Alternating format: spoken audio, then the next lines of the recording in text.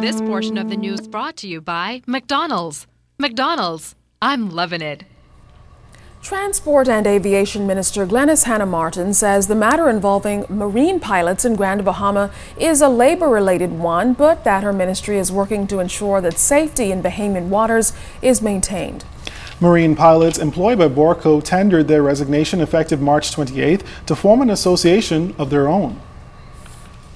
If you have a mass resignation of employees, the employer will have to see how it will best manage it. It will either replace those individuals or it will engage those. So I think what they intend to do is to offer their services back to the port. And so it's a issue that's evolving, and we're watching to see how it evolves. My understanding is that they that out of this resignation they intend to reoffer their services to the port, but they wanted to form themselves into an association that it was independent of employee status. And so we have to watch and see how it unfolds, and that's where we are right now, to see exactly how we're watching it carefully, but we'll see how it unfolds. The country's Social Security organization is staying on the cutting edge with the introduction of its new online NIB registrant self-service facility. It's the first in a series of e-initiatives NIB intends to roll out to make it easier to do business with the organization. Officials launched the facility today, which allows all registrants to access their personal information, but more importantly, track NIB contributions. With thousands of employers before the courts for non-contributory payments, Minister with responsibility for national insurance, Shane Gibson, says the facility will go a long way in holding employers accountable.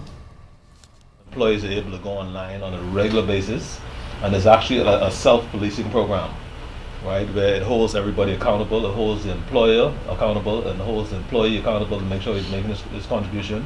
It holds the organization accountable, because sometimes the payment may come in NIB and for some reason it's not posted.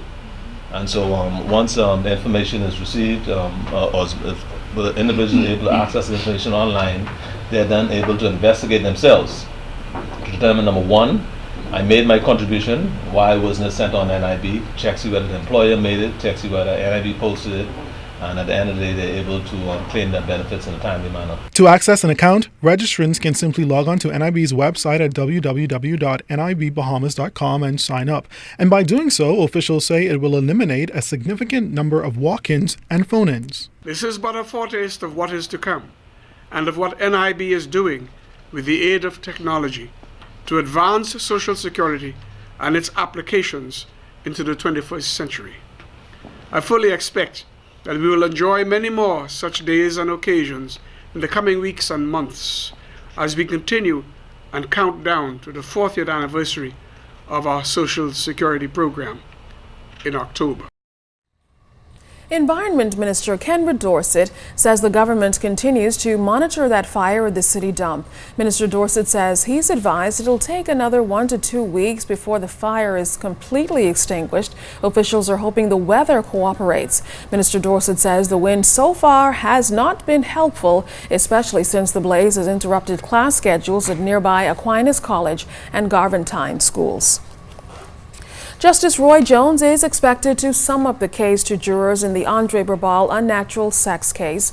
Both the prosecution and defense wrapped up their cases today.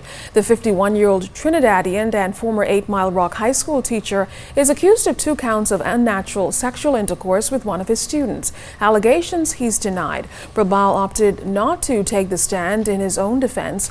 Prosecutor Darrell Taylor submitted to jurors that the prosecution has proven its case against Brabal. She urged them to send a strong message and say that behavior like this won't be tolerated. Ramona Farquharson Seymour, the defense attorney, also did her best to sway jurors, saying the evidence in the case was wholly unreliable.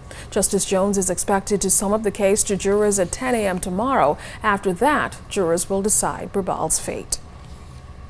Also from the courts, this time from the human trafficking trial. Another witness in that case took the stand today, recounting how she was forced to enter prostitution.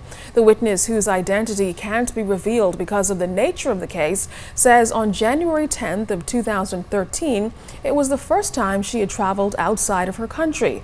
After responding to an advertisement, the witness said she met a woman she called Tash, who asked her if she was prepared to travel. She said she was, and after a ticket was purchased for her, she said Tash initially refused to hand over her passport, but did eventually. Now, the witness said she touched down in Nassau, but immediately boarded another flight to a location unknown to her. After being in what she described as an untidy apartment for a few days, she said she was asked to surrender her passport to a male. She told the court that Tash asked her about performing sexual acts, but she said she declined. But she eventually gave in to prostitution to pay her way back to her home. Under cross-examination, it was suggested that she worked as a stripper in another country, but she denied that assertion. The case continues. A school celebrates a first. We're tracking their party. You're watching The Bahamas Tonight.